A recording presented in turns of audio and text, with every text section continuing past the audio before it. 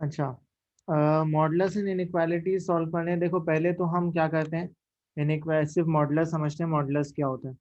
Let's मैं बोलता हूँ मेरे पास है modulus of x-2 is equals to 3। अब देखो मॉडुलस क्या होता है, मॉडुलस किसी भी मेरी नेगेटिव चीज को पॉजिटिव कर देता है, राइट। कोई भी अगर चीज नेगेटिव भी मॉडुलस में लिखी हुई होगी ना तो वो उसको पॉजिटिव कर देगा। लेट्स से अगर मेरे में -3 मॉडुलस में लिखा हुआ है तो इसका मतलब है +3, ठीक है। तो अगर मॉडुलस की इक्वेशन मुझे सॉल्व करनी है तो मॉडुलस को हटाना पड़ेगा, ऑब्वियसली मॉडुलस के साथ कोई चीज सॉल्व नहीं हो सकती, मॉडुलस मुझे रिमूव करना पड़ेगा। तो मॉडुलस जब भी रिमूव होगा तो मैं क्या करूंगा, मैं किसी भी एक साइड पे इक्वेशन के प्लस और माइनस ले लूंगा। तो हम एक काम करते हैं, हम मॉडुलस की दूसरी साइड पे ले लेते हैं, ज़्यादा आसान हो जाएगा। एक स्टैंडर्ड रूल बना लेते हैं कि हम हमेशा राइट हैंड साइड पे साइन लेंगे प्लस और माइनस की। तो हम क्या करेंगे, हम लिखेंगे x-2 is equal to +3 and x-2 is equal to -3, ठीक है। जी सर। अब यहाँ पे मेरे पास x की दो वैल्यूज आ जाएंगी, 3 + 2 5 and x is equal to -1। ये मेरे पास x की दो वैल्यूज आ गई, ठीक है। तो जब भी मॉडुलस हटेगा हम उसके दूसरी तरफ प्लस और माइनस ले लेंगे। अच्छा, ये तो सिंपल सी मॉडुलस की इक्वेशन हो गई। अब मॉडुलस के साथ इनइक्वालिटीज जब आ जाएंगी तो हम उसको कैसे सॉल्व करेंगे। लेट्स से मेरे पास है x-2, पास पेपर का क्वेश्चन देख के करा रहा हूँ, x-2 modulus is less than 3 - 2x, ठीक है। अब मुझे सॉल्व करना है। अब मैं क्या करूँगा, मैं इसको एज अ इक्वल टू ही ट्रीट करूँगा और सॉल्व करूँगा। तो ये हो जाएगा x-2 is less than ±3 - 2x, x-2 is less than 3 - 2x and x-2 is less than -3 + 2x। अब ये हो गया 3x is less than 5 and यहाँ से हो गया मेरे पास -x is less than -1। अब ये हो जाएगा x is greater than 1 और x is less than 5/3, ठीक है। यहाँ तक बात क्लियर है। जी सर, अब वो एक एक ही लिख देंगे, उसमें एक ही लाइन लिख देंगे। हाँ, अब सुनो मेरी बात सुनो, हम जो है मॉडुलस में हम डायरेक्ट आंसर नहीं लिखते कभी भी। जो भी इनइक्वालिटी का हमारे पास आंसर बन रहा है हम मॉडुलस की इक्वेशन में उसको डायरेक्ट आंसर, हमारा फाइनल आंसर वो नहीं होता, ठीक है। तो हम इसको कैसे करेंगे, हमारे पास ये दो वैल्यूज आ रही हैं 5/3 एंड 1। 5/3 डेसिमल्स में कितना होता है, कैलकुलेटर कहाँ है मेरा, बताओ तो। 5/3 डेसिमल्स में कितना होगा, 1.6। सर 1.6666। हाँ, अच्छा तो हम क्या करेंगे, हम जो भी मेरे पास x की वैल्यूज आ रही है ना हम उसको ऑर्डर में लिख लेंगे। पहले मेरे पास आ रहा है 1 और दूसरी मेरे पास वैल्यू आ रही है 1.66, ठीक है। ये दो मेरे पास x की वैल्यूज आ रही हैं।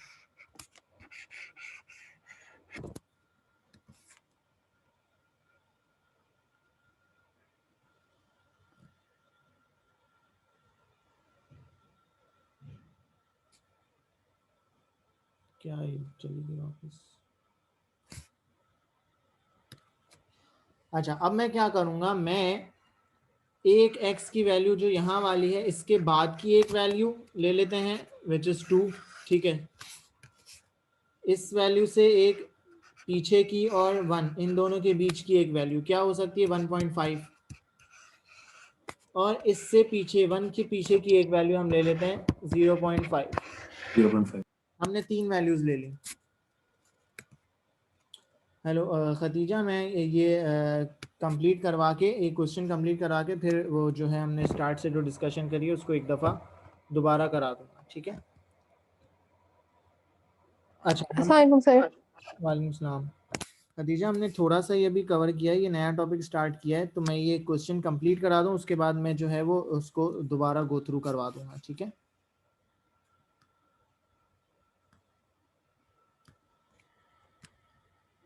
अच्छा, हमने यहाँ पे तीन वैल्यूज रखी 0.5, 1.5 और 2। अब मैं ये तीनों वैल्यूज अपनी ओरिजिनल इक्वेशन में रखूंगा। मेरी ओरिजिनल इक्वेशन क्या थी? x minus 2 is less than 3 minus 2x, modulus of x minus 2 is less than 3 minus 2x। अब मैं ये सारी वैल्यूज x के अंदर रखूंगा। पहले रखते हैं 0.5, तो 0.5 माइनस 2, कैलकुलेटर में जल्दी जल्दी करो और बताओ क्या क्या आ रहा है। 0.5 माइनस 2 कितना हो जाएगा? माइनस 1.5, और मॉडुलस के अंदर हो जाएगा वो 1.5, सही है।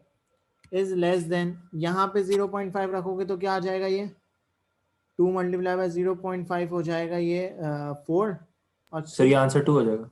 हाँ, आंसर 2 आ जाएगा ना? इसका आंसर 2 आएगा।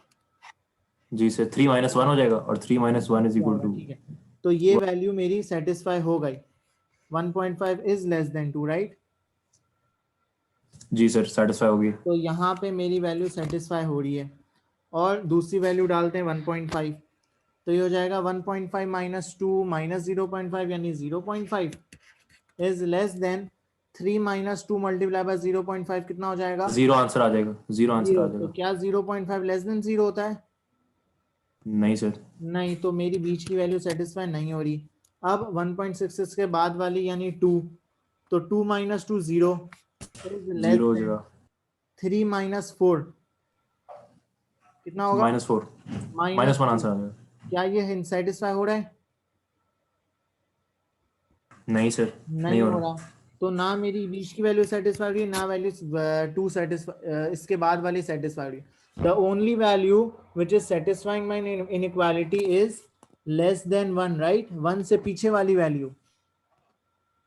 तो मेरा फाइनल जी आंसर सर। क्या होना चाहिए? x लेस देन 1, ये मेरा फाइनल आंसर बनेगा। ठीक है सर। बाकी दोनों वैल्यूज सेटिस्फाई नहीं कर रही, इसलिए उन दोनों को मैं रिजेक्ट कर दूंगा, और हम इसको लिख देंगे। एएस मैथ्स में हम डायरेक्ट इनइक्वालिटी बना देते थे जो भी आंसर आता था, लेकिन यहाँ पे मॉडुलस है, इसलिए हमें बहुत ध्यान से देखना पड़ेगा कि कौन सी वैल्यू सेटिस्फाई हो रही है और कौन सी नहीं हो रही। ठीक है अहमद? जी सर। अच्छा, अब मैं रिवाइज कर रहा हूँ, खतीजा गौर से सुन लेना। देखो मॉडुलस, सर एक बात बताएं। हाँ, सर ये हमने पिछले वाली और आगे वाली वैल्यूज ली क्यों है? मतलब पहले तो हम नहीं ले रहे थे, पहले वाले जो क्वेश्चन आए थे। पहले वाला कौन सा क्वेश्चन किया हमने?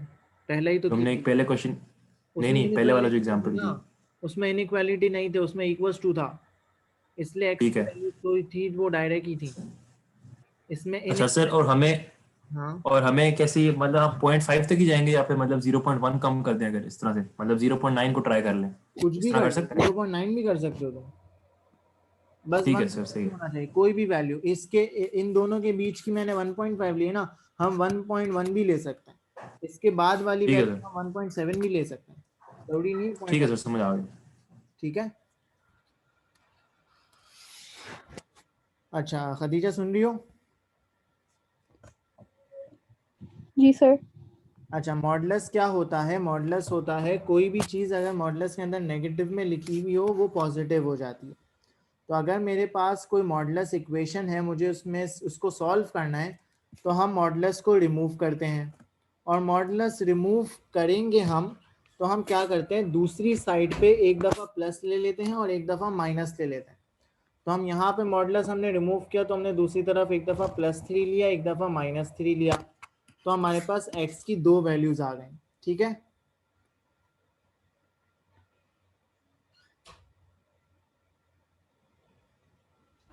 क्लियर है ये चीज़? जी। अच्छा, ये तो इक्वल्स टू था, तो हमने बहुत आसानी से x की दो वैल्यूज निकाल ली। हमारे पास क्वेश्चन आएगा इनइक्वालिटी में, तो इनइक्वालिटी की कैसे सॉल्व करेंगे? हम मॉडुलस हटाएंगे, मॉडुलस हटाया, हमने दूसरी तरफ प्लस माइनस दो चीज़ें ले ली, एक दफ़ा प्लस में लिया और एक दफ़ा माइनस में ले लिया। यहाँ से हमने इनइक्वालिटी को सॉल्व किया, तो हमारे पास दो आंसर्स आए। ठीक है, अब हमें क्या करना है, हमें इनइक्वालिटी की साइन को इग्नोर करना है, जो हमारे पास साइन आएगा ना उसको हमें इग्नोर करना है। हमें सिर्फ वैल्यूज पे फोकस करना है। जो हमारे पास वैल्यूज आई है ना उस पे हमें फोकस करना है। तो हमारे पास वैल्यूज आई हैं 1 एंड 1.66, तो हमने वो दोनों वैल्यूज रख दी, 1 एंड 1.66, ये दोनों वैल्यूज हमने यहाँ पे लिखी। अब हमें क्या करना है, एक वैल्यू इसके बाद वाली, एक वैल्यू इससे पीछे वाली, और एक वैल्यू इन दोनों के बीच की। तो 1.6 के बाद की वैल्यू 2, आसान वैल्यूज जो हो, जिनमें से वैल्यू निकालना आसान हो वो रख देना, रख कोई भी सकते हैं, लेकिन जो हमारे लिए कैलकुलेशन इजी हो वो रख देना तो ज़्यादा इजी हो जाएगा। अच्छा, 1 और 1.66 से बीच की वैल्यू 1.5 ले लेते हैं, और 1 से पीछे वाली वैल्यू हम 0.5 ले लेते हैं। ठीक है, ये तीन वैल्यूज हमने क्या ली, एक आगे की, एक पीछे की, और एक बीच की वैल्यू ले ली। अब हमने अपनी इक्वेशन के अंदर जो इनइक्वालिटी मॉडुलस की इक्वेशन थी हमारी वो ली हमने, और हमने एक एक करके ये तीनों वैल्यूज इसके अंदर रखी, और देखा कि एट विच वैल्यू मेरी इनइक्वालिटी सेटिस्फाई हो रही है। ये चेक कर रहा हूँ मैं कि किन वैल्यू पे इधर लेस देन 1 में मेरी वैल्यू सेटिस्फाई हो रही है, या मेरी ग्रेटर देन 1.66 पे वैल्यू सेटिस्फाई हो रही है, या इन दोनों के बीच की कोई वैल्यू सेटिस्फाई हो रही है, ये चेक कर रहा हूँ। अब मैंने क्या किया, इन तीनों वैल्यूज को अपनी इक्वेशन में डाला। तो मेरी पहली इक्वेशन x 0.5 से मेरे पास क्या बन रहा था, 1.5 इज लेस देन 2। क्या ये बात सही है? जी सर। तो यहाँ पे मैंने बोल दिया कि भाई 0.5 पे यानी x लेस देन 1 पे मेरी इक्वेशन सेटिस्फाई हो रही है। अब मैंने 1.5 रखा, तो 1.5 से मेरे पास बना 0.5 इज लेस देन 0। क्या ये बात सही है? नहीं। नहीं, तो यानी इन दोनों के बीच में मेरी वैल्यू सेटिस्फाई नहीं हो रही। अब मैंने 2 रखा, तो 2 से मेरे पास आया 0 इज लेस देन -4। ये बात भी गलत है। तो सिर्फ एक जगह पे मेरी इनइक्वालिटी सेटिस्फाई हो रही है which is x less than 1, तो सिर्फ यही मेरा फाइनल आंसर बनेगा। मैं दूसरी वैल्यू को रिजेक्ट कर दूंगा। ठीक है, बात समझ आई? जी। अच्छा, अब अगर मेरे पास इसी क्वेश्चन को लेते हैं, मेरे पास 1 और 1.66 थी, मेरी यहाँ पे वैल्यू सेटिस्फाई हुई, तो मैंने बोला x लेस देन 1 सही है। अगर यहाँ पे वैल्यू सेटिस्फाई हो रही होती तो मैं क्या लिखता, किस तरह इनइक्वालिटी बनाता? मैं बनाता कि x मेरा जो है वो 1 से ज़्यादा है और 5/3 से कम है, राइट? यही बोलेंगे कि x मेरा 1 से बड़ा है और 5/3 से कम है, अगर बीच की वैल्यू सेटिस्फाई हो रही होती। सही है? जी। और अगर 1.66 के बाद यानी 5/3 के बाद वाली वैल्यू सेटिस्फाई हो रही होती सिर्फ, तो मैं क्या बोलता, x ग्रेटर देन 5/3 मेरा फाइनल आंसर है। मुझे बात बताओ, अगर मेरी इनइक्वालिटी जो है वो इन दोनों जगह पे सेटिस्फाई हो रही होती, बीच में भी हो रही होती और 1 से पीछे भी हो रही थी, तो मैं क्या आंसर लिखता?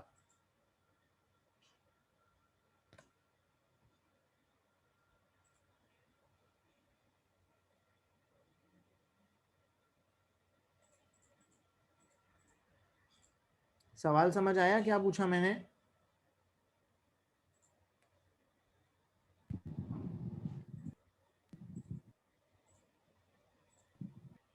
हेलो, जी सर। मुझे बताओ, अगर बीच में भी वैल्यू सेटिस्फाई हो रही होती और 1 से पीछे भी वैल्यू सेटिस्फाई हो रही थी, तो फाइनल आंसर क्या लिखता मैं 2 आंसर तो नहीं लिख सकता ना कि ये भी लिख दूं और ये भी लिख दूं। मुझे कोई एक आंसर देना है, तो क्या दूंगा एक answer? Equal to greater than. Equal to greater than किसके?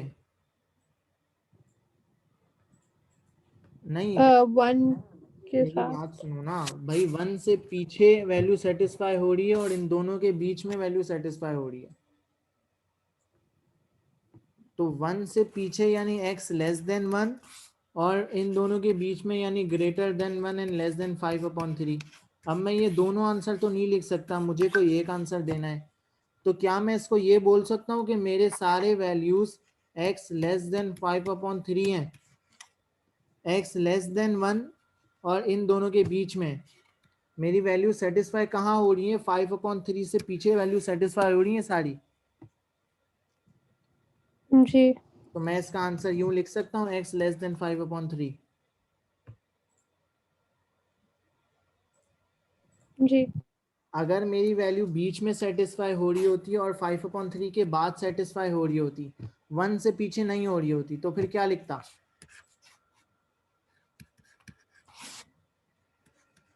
अगर मेरी वैल्यू इनके बीच में हो रही है और 5/3 के बाद हो रही है, तो मैं फाइनल आंसर क्या लिखूंगा? x is greater than 1 x is greater than 1। Perfect. क्योंकि x ग्रेटर देन 1 में ये वाले भी इंक्लूड हो जाएगा और ये भी इंक्लूड हो जाएगा। अगर मेरी वैल्यू यहाँ सेटिस्फाई हो रही है और यहाँ सेटिस्फाई हो रही है, यहाँ नहीं हो रही, अब क्या लिखूंगा? Sir less than 1 and greater than 5 हो। हाँ, अब मैं 5 हो जाए। 2 लिखूंगा, एंड नहीं और करके लिखते हैं। x या तो लेस देन 1 है या ग्रेटर देन 5/3 है। जब कंबाइन करके लिख सकेंगे तो लिखेंगे, वरना अलग अलग करके लिखना पड़ेगा। ठीक है, क्लियर है ये बात? कोई कंफ्यूजन है, कोई सवाल है तो पूछ लो।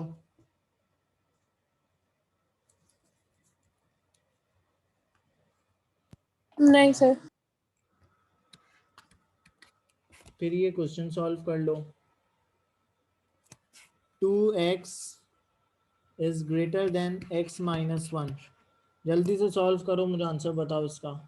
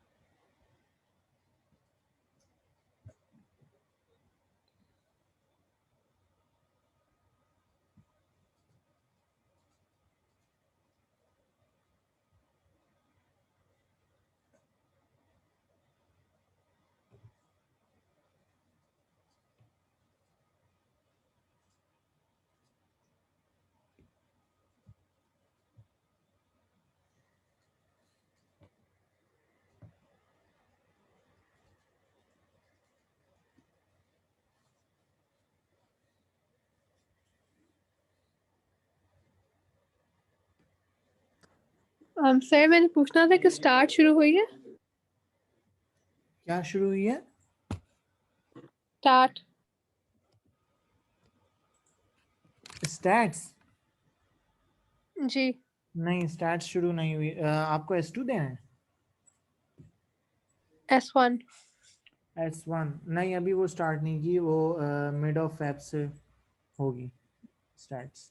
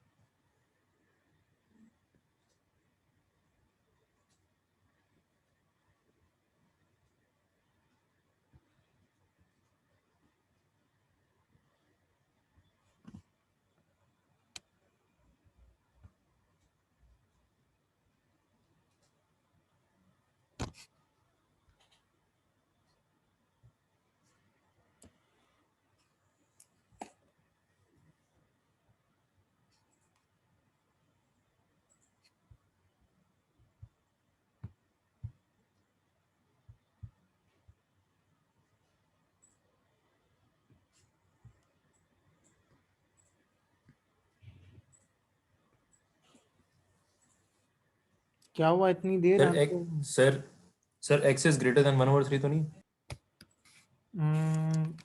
हो सकता है। आप खतीजा का आ गया?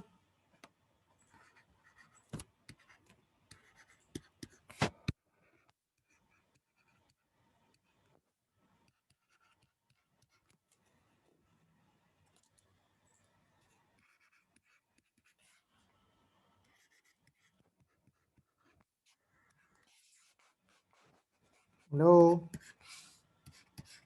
जी सर। क्या है आंसर? 1/3। ग्रेटर देन या लेस देन?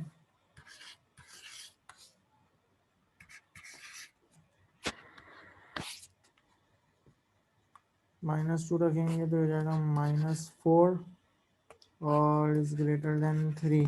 नहीं, 0 रखेंगे तो 0 इज ग्रेटर देन 1।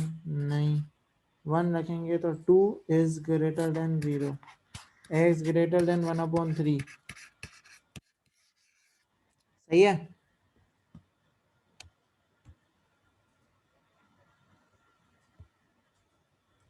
ठीक है। जी। जी सर। अच्छा, अब अगर दो तरफ मॉडुलस आ जाए तो भी कोई काम डिफरेंट नहीं होगा, सेम काम करना है। हाँ, अगर दो तरफ मॉडुलस आ जाए, लेट्स से यहाँ पे ये सवाल है, तब भी हम सेम काम करेंगे, कुछ डिफरेंट नहीं होगा। करो इसको सॉल्व।